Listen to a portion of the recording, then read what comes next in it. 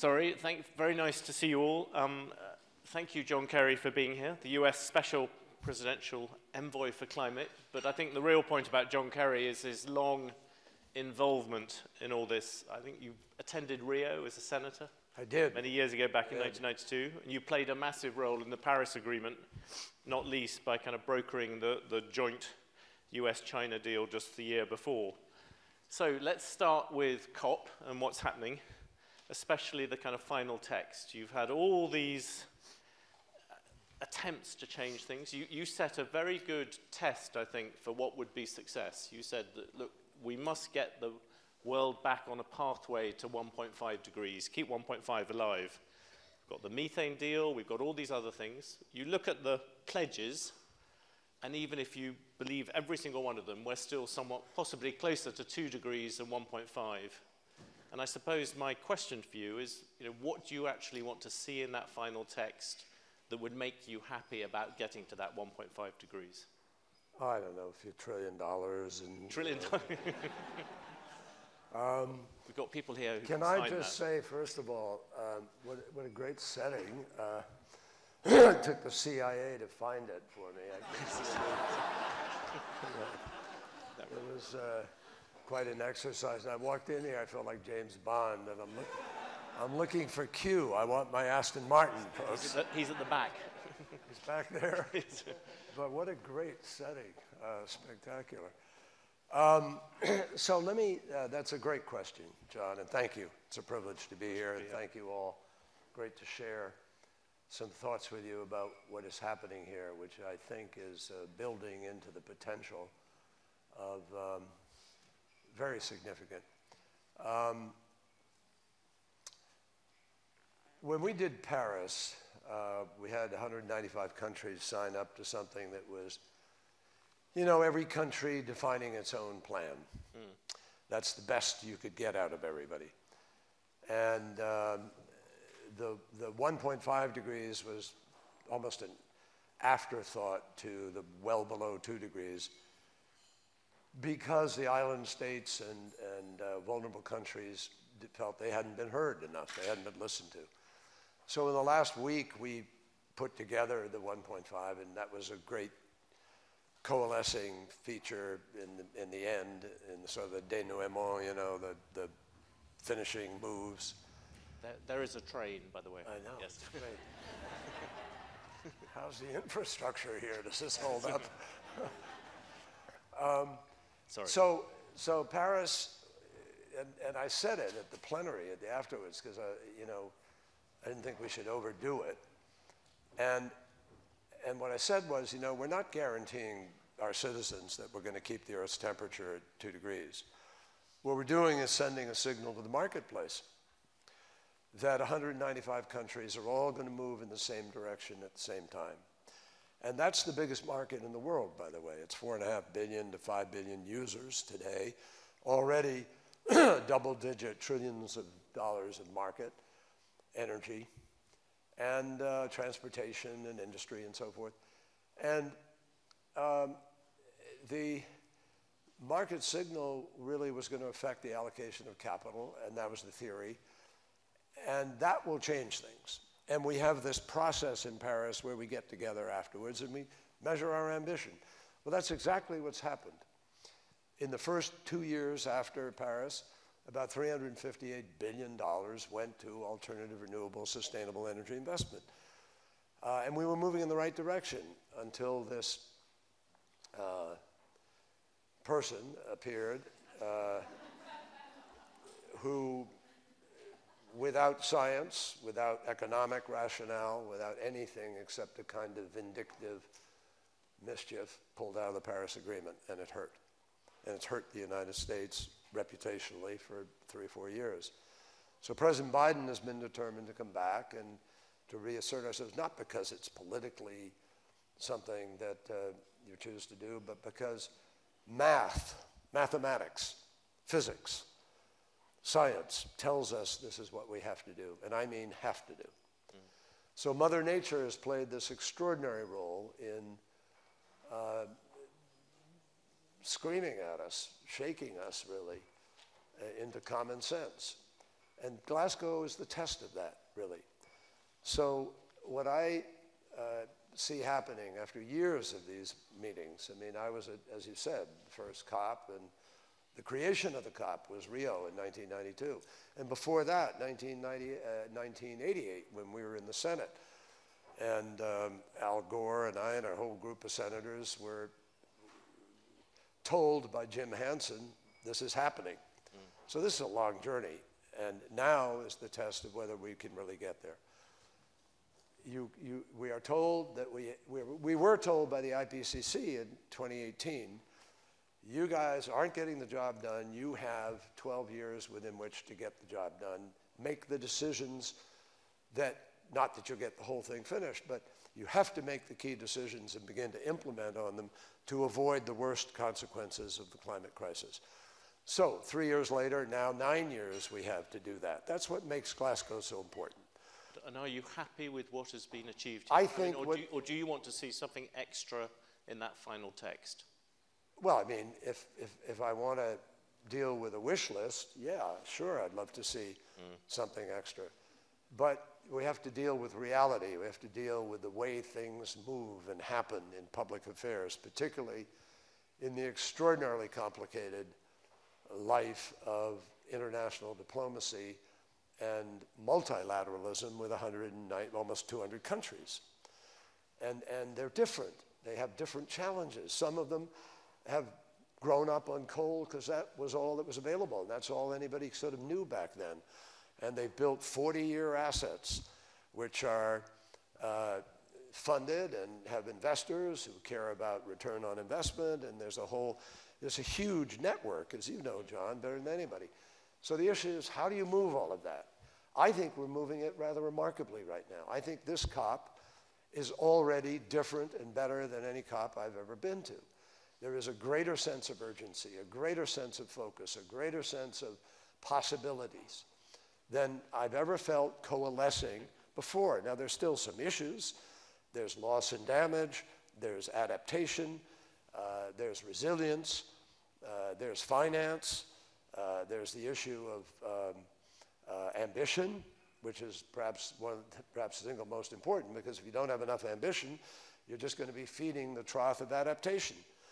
So there's got to be a balance here. Yes, we have to adapt, but the single most important thing is to avoid 2.7 degrees, 3 degrees, 4 degrees. And if everybody, this is one thing, if everybody even did what they said they're going to do in Paris, we were still heading to over 3 degrees, folks. So that's why this is so critical. This is the checkpoint that Paris envisioned. We come 5 years later, it's actually 6 because of COVID. This is the measurement of whether or not we correct.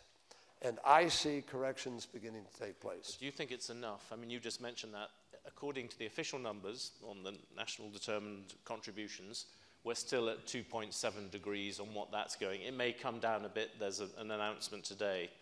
But do you think one of the things that people are talking about here is the need to call nations back on an annual basis? Come back next year and measure the NDCs, crank it up again. Would you support that? Well, we come back next year no matter what, because we have COP27 and then COP28. But actually measuring... Right. No, let me just finish the thought. No. It would be, I think, insanity not to measure every year. We're going to be measuring every day, by the way.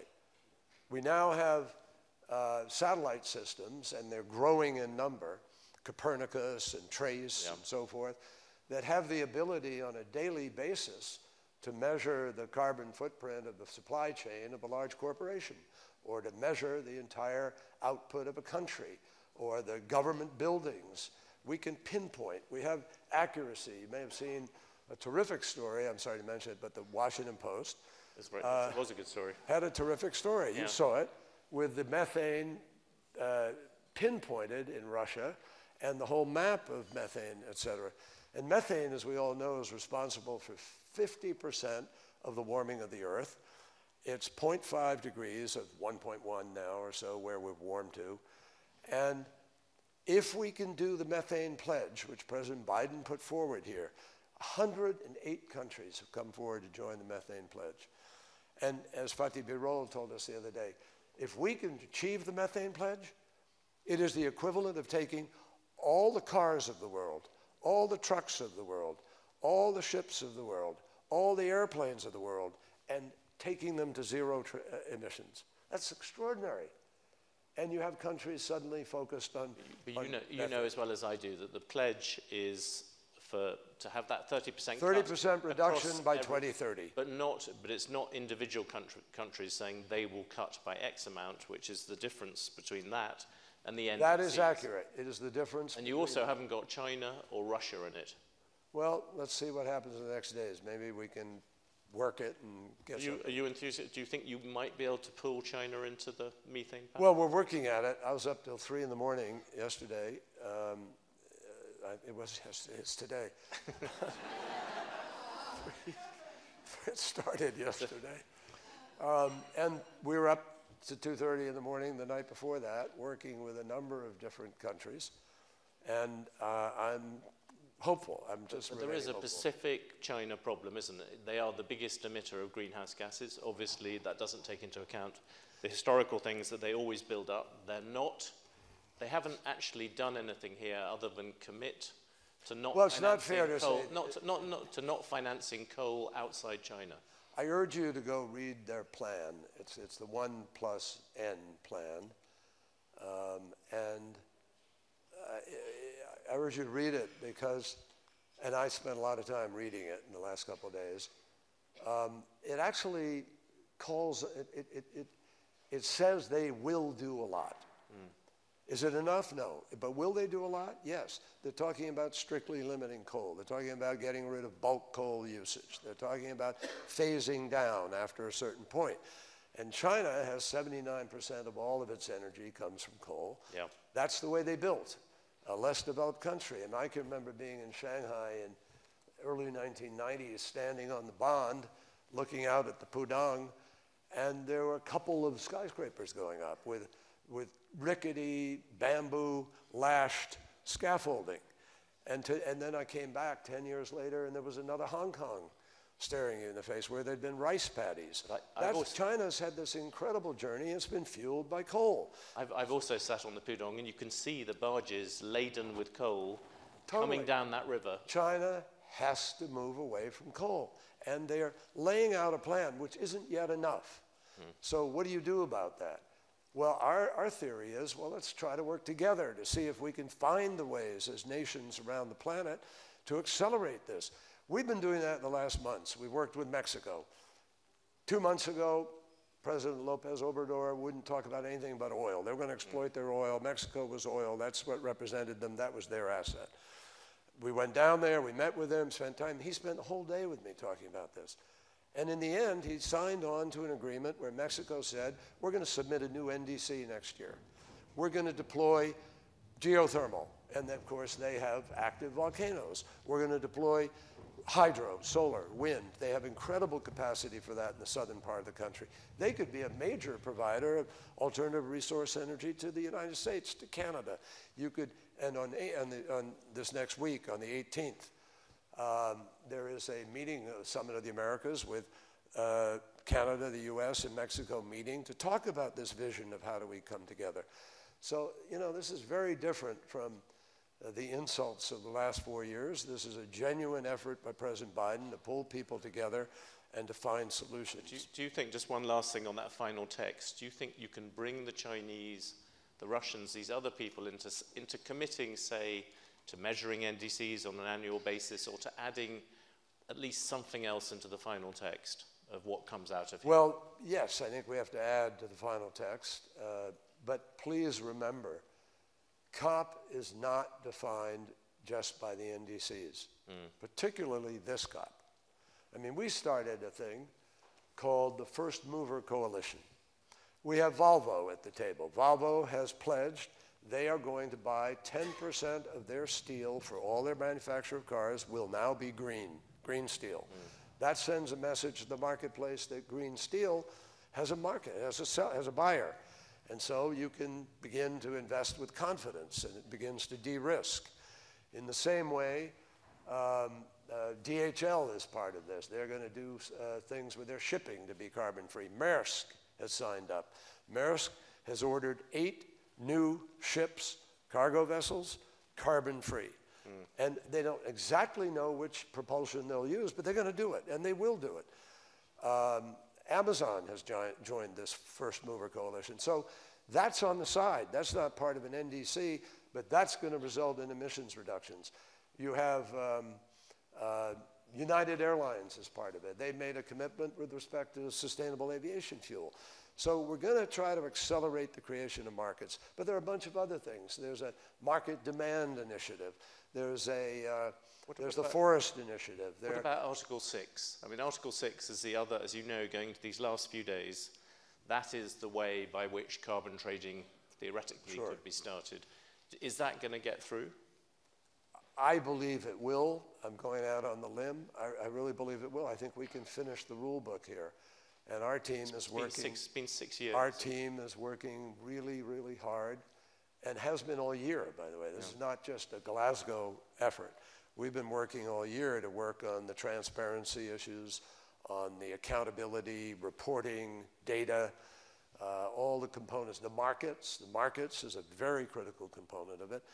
I hear more and more business folks talking about pricing carbon. President Biden has not yet made a decision regarding that, but there were a group of senators here yesterday, day before, and we had a long conversation. There's increasing discussion in the US Senate about pricing carbon. Everybody here who watches the models knows that if you change your assumption in the modeling, nothing gets you more reduction of warming than pricing carbon. It's a winner. Why not have a carbon tax? Well, you know, surely it's a better way to raise money. You tax the consumption, which doesn't work. Looked at the makeup of the United States Senate? Yes, I can see your problem. I'm saying in a perfect world, I'm allowed to be a willful journalist, and you sadly have to deal with these practicalities. But at least in theory, do you not see that a carbon tax is the I'll tell you a story about the US Senate. This is a complete direct. Harry Truman was a senator, and he used to sit where I began at number 99 in the United States, way back in the corner. And I was back there with Jay Rockefeller and Al Gore, a few of us. All the newbies go back there. And he wrote home to his mother frequently, and he wrote home to his mother saying, "Dearest mother, I'm on the floor of the United States Senate, and I look around, I look at my colleagues, and I see the ghosts of Clay and Webster and Calhoun, and I pinch myself and I say, how the hell did I get here?" And then about 5 months later, he's writing home to his mother, "Dearest mother," again, a late night in the Senate. I look across the Senate, I see my colleagues, I pinch myself and I say, how the hell did they get here? So that tells you a lot about the Senate. There is a US, but people, I think if you...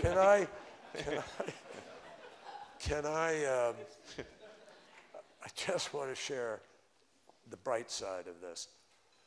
We were headed, before we came to Glasgow, we're headed towards about 2.7 degrees. Yeah. Fatih Birol, who's done a great job in my judgment at the IEA, he's turned it into a genuine watchdog and motivator, told me the other night, and he's now a report that I think is out publicly. If you take all of what has been put on the table here in Glasgow, that is to say, all the NDCs, but all the other, the forestry initiative, the deforestation target, the methane target, you add all the initiatives, he said, if everybody does what they promised to do, we would be at 1.8 degrees. Think about that, folks. The notion, before we came here, that we could be halfway through at the potential of hitting that. Now, will we hit it? The key to what happens with Glasgow is going to be the follow-up. I'm going to turn my operation into literally a mentoring, hand-holding effort. We're going to work with Saudis. We're a partner with them on their deployment of green hydrogen into the desert to the solar that will power the electrolyzers that will produce the hydrogen that then go into pipes and go to Greece, to Italy, and feed Europe and Africa. So, you know, things can really happen here. There are 46 critical technologies that have been designated by the IEA. 42 of them are behind, and they're not at scale. They're critical. 50% of the reduction in emissions that we need to get will come from technologies that are not yet at scale. But President Biden just won $30 billion that's going to the Energy Department, that's going to go into our national laboratories and so forth. When we get this reconciliation legislation, and I believe we will get it in the next weeks, and that is going to be the most massive sort of effort to bring together the forces we need to try to achieve this. So I think something's happening. And the way we're going to get where we need to go is to work with Indonesia till their promises become real. Work with India. We have made a partnership with Prime Minister Modi. Prime Minister Modi has committed, even as he has a huge dependency on coal today. He wants to change the supply chain on solar panels. They're going to be making them in India. He is determined to deploy 450 gigawatts of renewable energy. And that means solar and wind principally. And they put about 100 and some out already. So we said, look, and I said, well, what do you need? How will you get there? So we need finance and we need technology. So we agreed in a partnership with the UAE and with Sweden to work at the hand-holding necessary to bring the technology and the finance to the table. Now, what does the finance need? The finance needs a bankable deal. That means de-risking. It means blended finance. It means some concessionary money. We can do that. We have to rewrite, I think, some of the rules perhaps for the multilateral development banks. I mean, they have, you know, Bretton Woods is Bretton Woods. It was great for post-World War II, but we need something different now in terms of financial instruments and efforts to accelerate the deployment of the trillions of dollars that are there. We had $17 trillion sitting on the sidelines paying for the privilege of being parked in some fund or some bank or somewhere. That's insanity. At net negative interest rate, when you could have been earning some percentage in a revenue-producing, environmentally sound deal where you have revenue that comes from energy production or revenue that comes from transportation of one kind or another. But all this is from the private sector. Just to throw some. Well, the private sector. Let me tell you why. Modi talked about he wanted $1 trillion from the rich countries. There was a plan to put $100 billion in, and as you well know, America. The hope was that America might put 40% of that. I think you've committed. Biden's committed to putting $11 billion in 2024. 11.4 billion. No, 11.4 billion a year. From 2024. Well, yes, because the first budget cycle President Biden has. Compared with the needs, it's still much smaller. Let's get real here. That is the first budget cycle the president has. He is addressing climate and putting 11.4 billion in. When you're the president and you're elected, the other president, whoever that might be, has put the budget in for you. You're stuck with whatever is there. The next year is your first opportunity. That was signed, sealed, and delivered well before COP. So you're actually entering into 23. But leaving all that aside, the 100 billion is not the fight. The UN finance report makes it crystal clear that to effect this transition, to get to net zero by 2050, we need 2.6 to 4.6 trillion a year in order to do that. Now, no government in the world, not China, not the United States, we're the two biggest economies, has the money necessary to do this. You're talking in billions. Billions doesn't do it. You got to have trillions. So I decided when I left being Secretary of State, the only way we're going to win this battle is to bring the private sector to the table. So I went out, the minute I got appointed to this job, and I worked with Goldman Sachs, with Morgan Stanley, Wells Fargo, Citi, JP Morgan, Bank of America, and they have all stood up and said, and by the way, ESG is now in every boardroom in the world. People are thinking differently. We have a debate about stakeholder, shareholder. Do you think that's changed? Very quickly, do you think that's changed? When I first met you, it was governments pushing things and companies were the problem. Correct. Do you now think companies are ahead of governments? Yes, totally. And not only are companies ahead of government, but companies understand that their future is tied to having a stable marketplace, a viable marketplace, having supply chains that aren't interrupted by cyclones and storms and floods and so forth. We spent $265 billion in the United States a couple of years ago just cleaning up after 3 storms. Are you kidding me? Maria, Irma, and Harvey. Harvey dropped more water in the Louisiana, Texas area than goes over Niagara Falls in a whole year. Did that in 5 days. That's just that's one storm. Irma had the first sustained winds of 185 miles an hour for 24 hours. This is what's happening, folks. The warming of the ocean, which comes from the coal and the acidification, and the heat, 90% of the heat goes into the ocean. The warming of the ocean puts out more moisture. That's your intensity of storms, and it's going to get worse. I mean, how much? Alaska had something, I can't remember, 2 feet or something of rain in a few hours the other day. I mean, you got to get real on this. This is trillions of dollars needed now, and we can win this fight. We cannot win without the private sector at the table. I'll just push you one last time on this issue of the American government. I think if you took all the people here, they would agree with you that it's being driven now more by companies than governments. But a lot of people here, I think when Trump left, they all appreciate what you have done particularly, but they still look at America and think America is not the people signing up to do electric cars by 2035.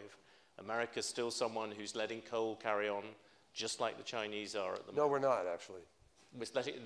You're not financing it outside. But No, we're not. Over 500 coal plants have shut in the United States in the last few years. That's true. Another 58 are going to close this year. A guy named Bloomberg has been deeply involved in closing these plants. He's been very good on that, I think. Hopefully my job is secure. John. But on your job, you do Mike, have this problem. he's a good guy. But you have this problem. But Biden, you're out here doing this stuff. Back at home, you talked about the Senate. The Senate is not passing things in the same way. No, it's not. As you would hope. But it's not these different measures. The great hope was America would drive this thing. You are trying, but the motor of the American government behind you is not pushing as hard.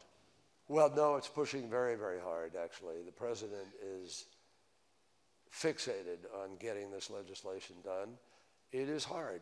It is hard right now. The United States Senate, I was privileged to be in the Senate when it was somewhat the old Senate. And for anybody who wants to know what that was like, Robert Caro's book on Lyndon Johnson, The Master of the Senate, is a brilliant, first 300 pages, it's a long book, first 300 pages a very long book. Are so good in describing, if you want to understand the Senate. That Senate departed beginning with the Gingrich Revolution in 1994.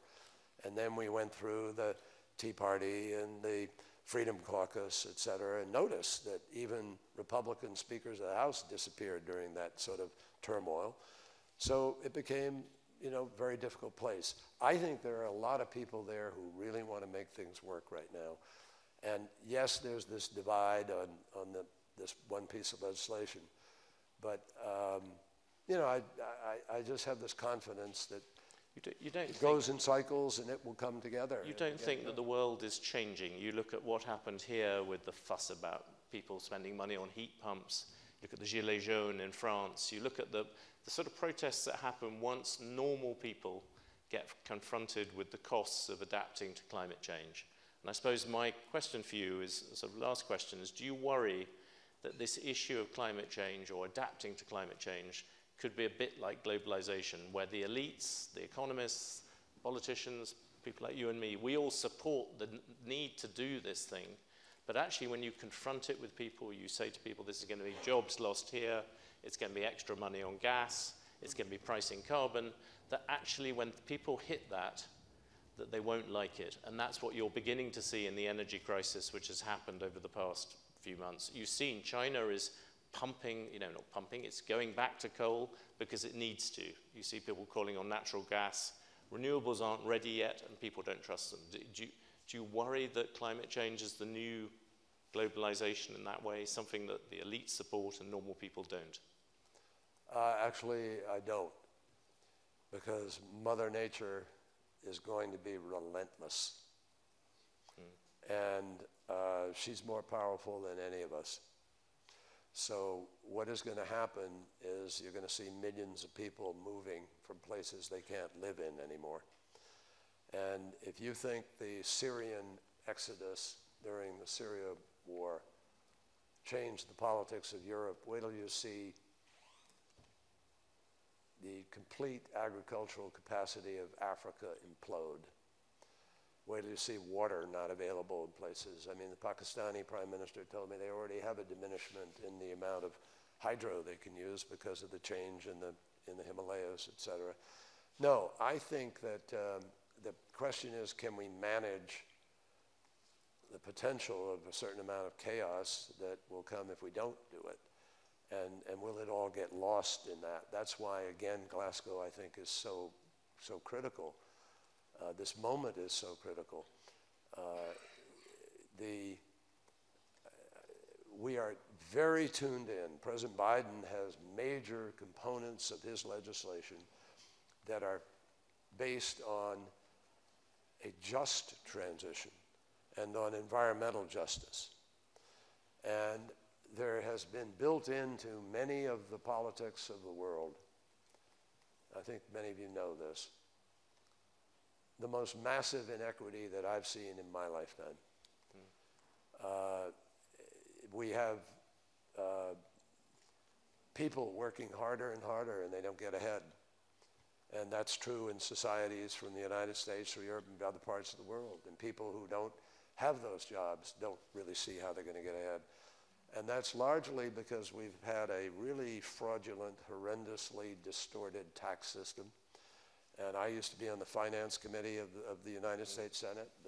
The books of the tax code would go from here up to here, if you read through them, and almost every page in them are pretty personally carved out corporate benefits, one kind or another, or individual ones. And it just doesn't work right. Let's be honest about it. When you have, well, finally, we're addressing it. G20 just said we're going to have a minimum corporate tax on a global basis. And I'm not. I'm a capitalist. I believe in people's ability to invest and innovate and be entrepreneurial and go out and make money and make things. But there's a difference between capitalism and robber baron capitalism. And in some places, that's what's been practiced. So you have this incredible, that's what's fueled globalization. That's what's fueled the antipathy to it.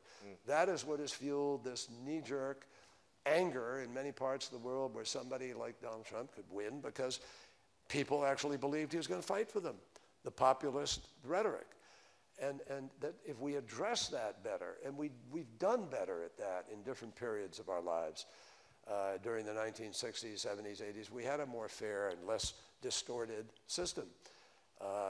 I think we'll get back to it. I personally believe that that can be redressed. But coming back to this, just pointing out something like coal.